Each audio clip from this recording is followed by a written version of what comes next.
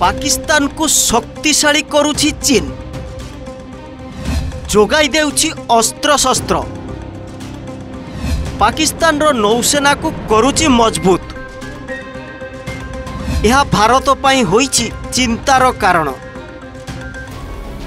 भारतीय उपमहादेशर परिस्थिति एबे अशांत होई पड़िछि। उत्तेजनापूर्ण परिवेश रे घांटी हेउछि भारत।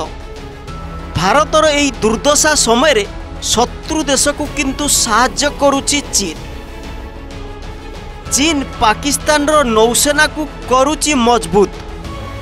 चीन 8टी उन्नत मानर ह्यांगर श्रेणी बुड़ा जहाज मध्यरु तृतीयटी पाकिस्तान को देइछि।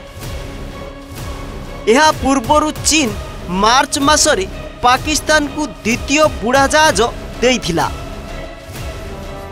गुरुवार दिन हुबेई प्रदेश वुहान शहर रे चीन एहार लॉन्च करिछि।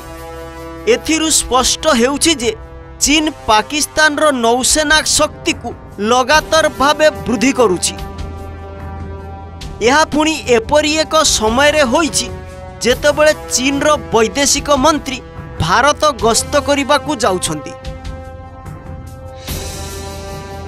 सबुठारु बड़ कथा हैला पाकिस्तान को यही सहयोग सेतेबेले मिलिछि जेतेबेले ऑपरेशन सिंदूर रे भारत पाकिस्तान को सांघातिक भाव आक्रमण करिछि।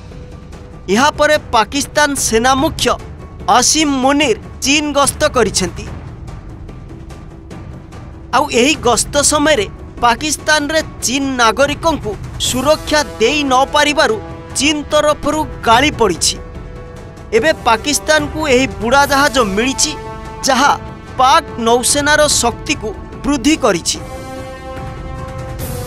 चीन केवल पाकिस्तान को नुहे इजराइल शत्रु देश ईरान को मध्य सामरिक सहयोग करुछि आउ जोगाई देउछि क्षेपणास्त्र।